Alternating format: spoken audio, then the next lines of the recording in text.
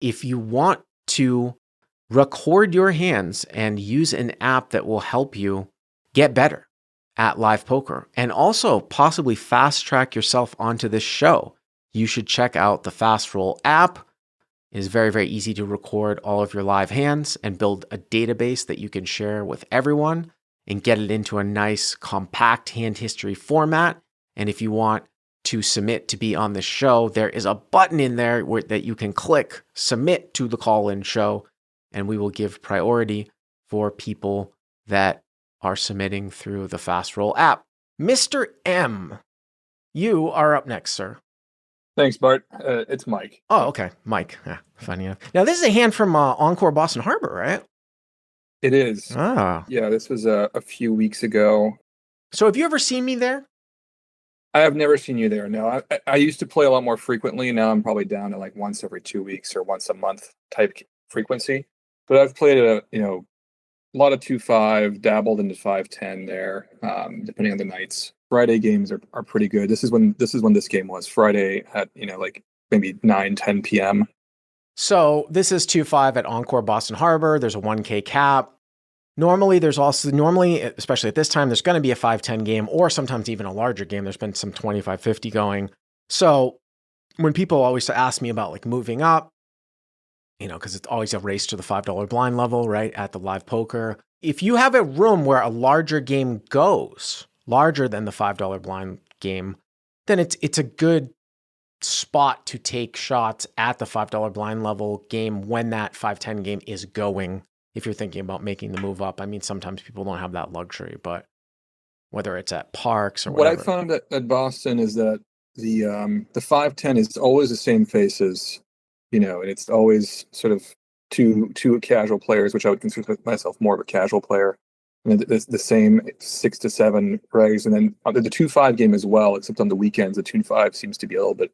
Well, every time I see the 5-10 game open during the day, and I don't say games are awful, but it's like, wow, it's all winning players in a high raked environment. And I'm just like, wow, that's why I always talked about, like, if I was playing full time, I would definitely play PLO there versus, first of all, the 2-2 PLO game there is might even be bigger than the 5-10 no limit there. Oh, PLO goes huge. At the 1K cap. I mean, it's just insane. But anyways, all right, so 2-5, 1K cap. And if I remember this correctly, you're definitely going to get flamed pre-flop here, Mike, a little bit, if I remember this one correctly. Sure. Okay. For sure. All right, so how deep are you? How deep are the stacks? Yeah, so I mean, just to give a little bit context at the table, because it was the craziest 2-5 I've played at Encore Boston Harbor. So I showed up at the table with about $800. This is the first hand. This is not the hand I want to discuss, but just to give context, I raised to 50. The guy next to me raises to 150. I jam all in. He snap calls me with 10 deuce. I had ace king suited, and he snap calls me without even flinching. Right? Wow, and that's crazy. And I win the hand.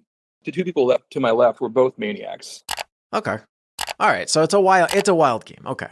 It's a wild game. Yeah. So I kind of doubled up first hand. I'm about 15. Was playing pretty tightly, so I had a tighter image at the table, even though I'm not typically a tight player.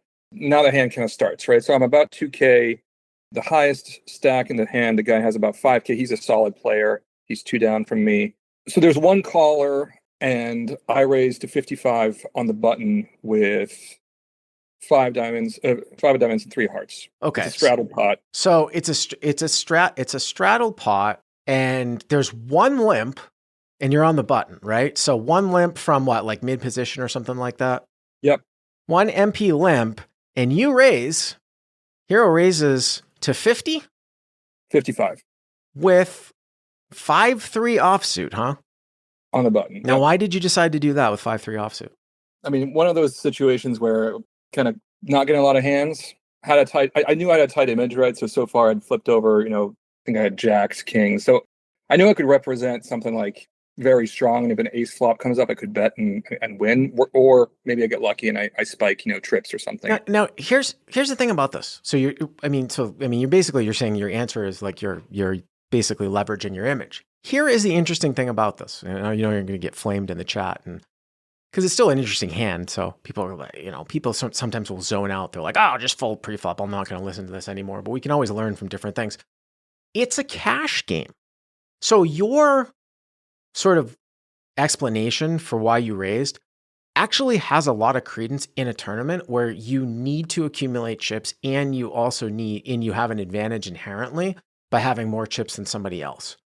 But in a cash game, as I've talked about many times, there is no incentive to enter pots really with bad hands because, and especially when people raise to ungodly amounts pre-flop, like even more than 4 or 5x, there's no incentive to enter the pot because the blinds are really, really small. So even if the reason why you raised was impatience and that you could leverage a very, very tight image, I would still wait until you had a better hand. It's not like you can't just fold out another round and just wait, right? It's not like a tournament where the blinds are going to go up.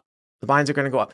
Now, I understand we're not robots and a lot of people that play recreationally, maybe they only have a limited time, but just remember that's why like you can best hand people in cash games a lot and why playing tight is usually like the right, no limit's supposed to be a dead game because no limit's always supposed to be played with antes, but people play with invisible antes, much like I think Skolansky said, which is why it's not a dead game.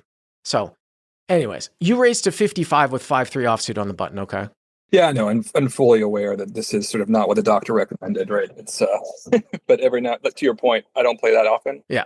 And so I don't go there to just fold hands for 4 hours. Right. All right. And what happens here?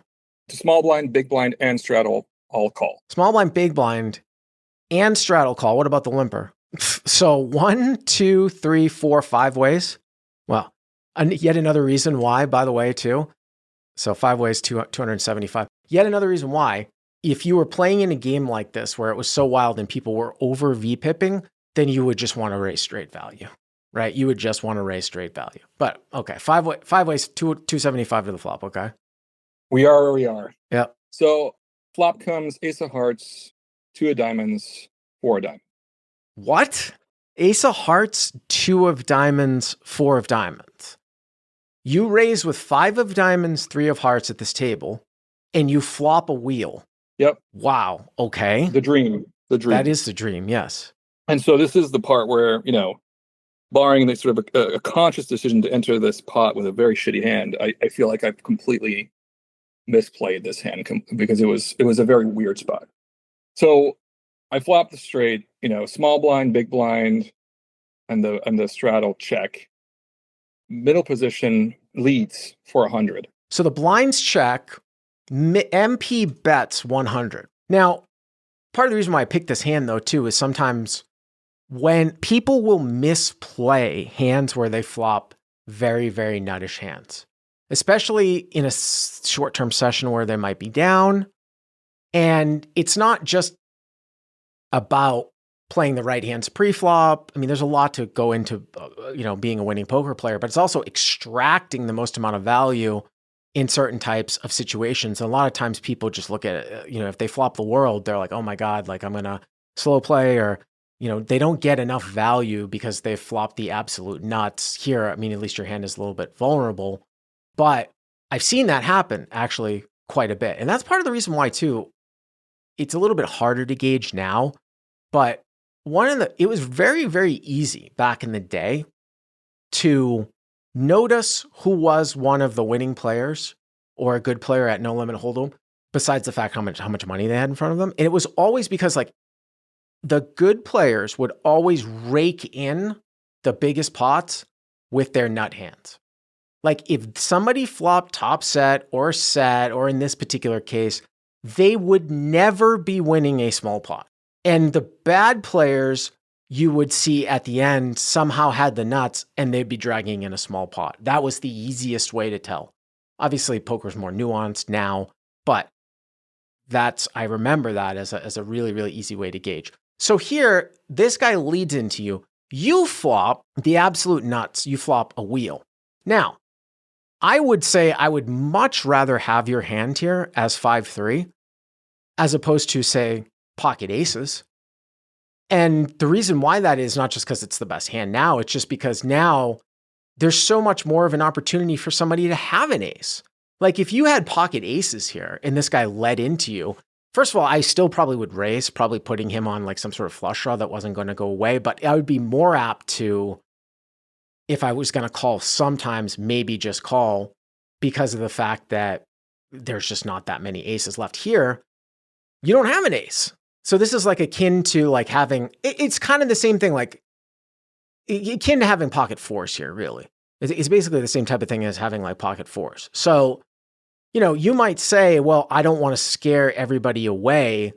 If I raise and then I get like the single ace X to fold out, that's a disaster. That's true, but you could also kind of raise small. I mean, that's what I always say when I default, if I want to slow play, like I just raise to like 225 or 250 or something like that. So what did you do? That all makes sense. So, by the way, I forgot to mention the guy who did lead there is the better player. So he was sort of tighter, had a massive stack. That's interesting. Okay. Was running hot. That usually means that if the better player is leading at you, usually means he's going to have something that he's not going to fold. Like, it wouldn't surprise me if he has like ace four here. And if he thinks you're a recreational player and you raise, like he might just bet 3-bet, get in with you with like better than one pair. Yeah. So this is, I think, the first mistake I made was that, my thought process was that I have these people behind me, right, who are just absolute maniacs, who are probably going to call for 100, right? So I call 100, I get the extra money behind me. A flush draw, they're going to chase. If they have, over pairs, they're going to stick around. They're not going to fold for much. So if I call, I get all this extra money in the pot. Over pairs? What do you mean over pairs? Over pairs? I don't know, like sixes, sevens. It's ace deuce four, right? They could show up with anything, honestly. Like they're just very unpredictable based on what I've seen. I mean, I get that, but this is a common sort of thought here too that I think is not is a misconception or not necessarily correct. So you want to get these guys to call behind you, right? So like they have like a flush draw. It sounds to me like these guys would call you anyways if you raise, number one, to something like 250. And even still, like you're only getting $100 more here from them by them overcalling you. Whereas I might go after the guy in MP before any types of like action killing cards might come. Now, the thing about this particular board is you have some of the action killing cards in the form of a 5 and a 3, because the shitty part is if a one-liner comes out there in terms of action cards or some sort of diamond, but people underestimate how many action killing cards might actually come. Now, if you want to say, well, I'm trying to induce a check raise from up front, I guess we could say that too. But I think a common sort of misapplied thought in a spot like this is I want the action players to like come behind when I flop a nut hand. Anyways, you call. Who calls behind you? Two people behind me call. So and one folds up. Do you remember which guys? Small blind, big blind. All right. So the small blind and the big blind call. And now you've got 1, 2, 3, 400. So now the pot's 675. By the way, you started with 2K. So now you got like 1800 left. Okay. So goes to the turn, and turn is the 7 of hearts. Okay. Well, that's a blank.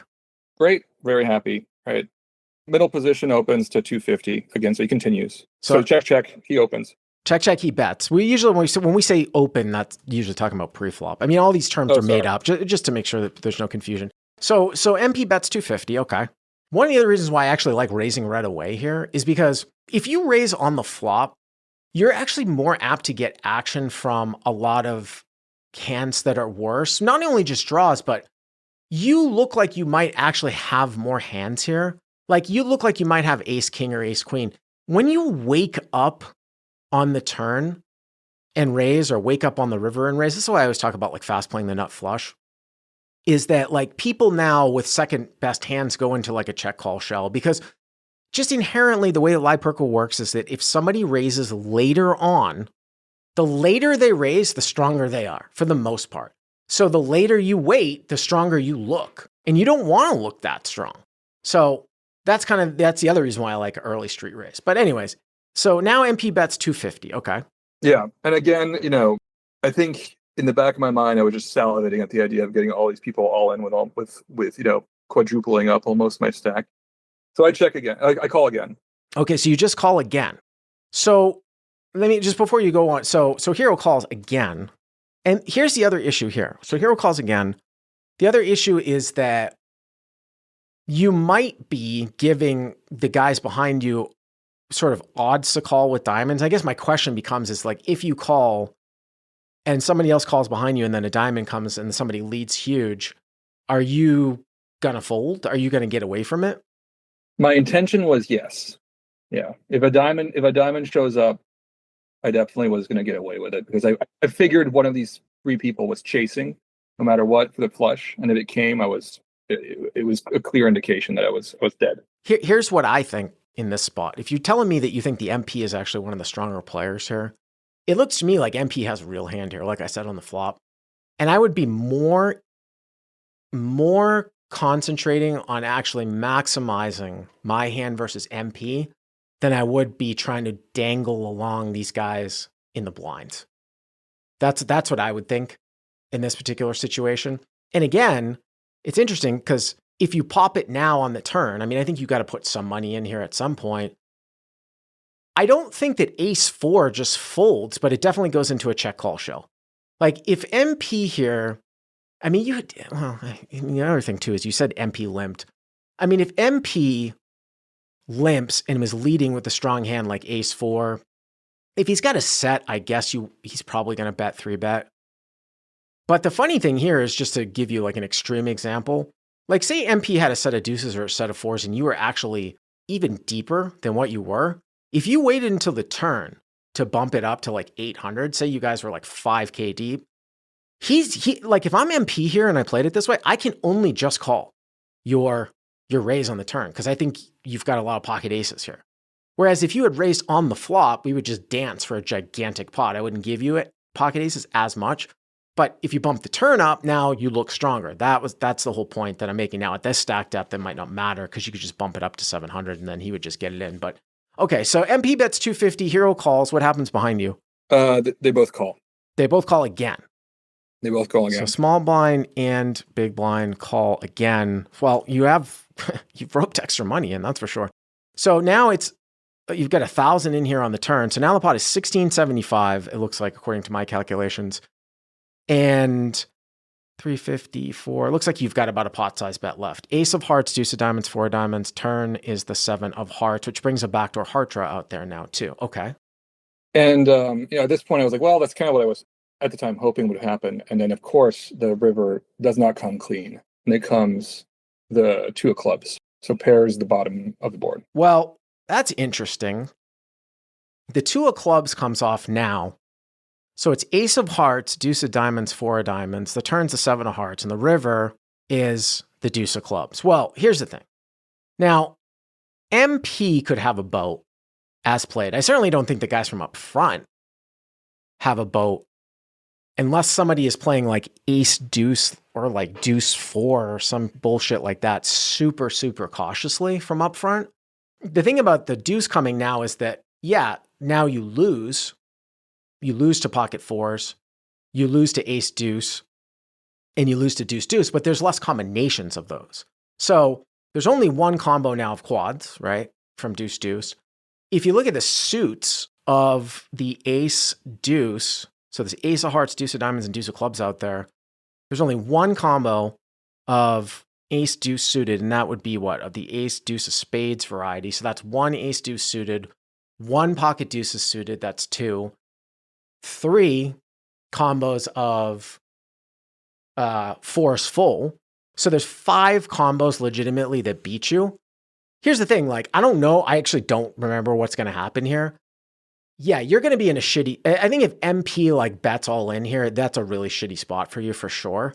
But if somebody else comes out and bets here, like, I don't think I'm going to fold against those guys. I don't know what happens on the river, but if it goes check, check and MP jams, yeah, that's a shitty spot. What happens, by the way, on the river? Yeah, no. So check. Okay. MP bets 550. He doesn't even jam. He bets a small size. Well, so a very digestible call. So MP bets 550. Now what if MP had bet all in? How much do I have at this point? You had a pot size bet. You had 1,600. Yeah. I mean, I think I fold if he goes all in. Well, actually, no, I don't think. I definitely fold. I mean, it would make sense. It's just easier to say in practice. I mean, it's easier to say than it is to do, I would say, necessarily in practice. I will say that you have made your hand look like you have something for sure. Like you look like you've got like ace king. You know what I mean? Especially from a guy that hasn't played many hands. The guy bet the flop. He bet the turn. and let's say he moves in on the river, you have certainly made your hand look like it's ace king. So it would be shocking if that guy, if he's a decent player, although he did limp from up front, wouldn't say like have that. But okay, so at 550, I mean, the pot's 2,200. It's 550 for you to call. So you call. I did call the other, and then the two people behind me folded. So fold. Okay. Yeah, he had quads. He had quads on the river. So he had deuce. He had deuce. So he was betting a set through, which makes perfect sense. But I think the lesson for me is just raise this freaking hand on the flop. Well, I mean, it's not like it's not gonna really go down any differently. I mean, you're still gonna lose. No, it would. I think the hand. I think I technically lost the minimum almost. Right? If it went raise, I would have just went all the way to the river and lost the money. But regardless of the outcome, right? I think the right play would have been to raise on the flop. Well, the reason why the right play is to raise on the flop is not because of the outcome. It's because it's actually, if you go back and listen, if you listen to this again, it's exactly what I said on the flop. You'll get more action from inferior hands on the flop. And what happens is you don't allow a card to somehow come off where you lose the ability to win that guy's entire stack, which would be like a diamond, something like that. I mean, for the most part, it probably would be, I would say, just a diamond. And I suppose also if you wait, there are other cards that can come now on the river that also wouldn't necessarily get him to bet or possibly not commit. Like somehow if, I don't know, like if an 8 came off and 5-6 came in somehow, something like that. Probably not necessarily at this stack depth, but another paint card where the guy's like, oh, you called like pocket kings or pocket queens and then hit a set on the turn. That's the reason why. Yeah, you actually ended up losing the absolute minimum. You actually ended up losing the absolute minimum. We didn't even necessarily talk about the possibility of you raising. I don't think it makes any sense for you to raise on the flop, on the river, given the sizing. But that's it. Thank you very much for the call. I appreciate it.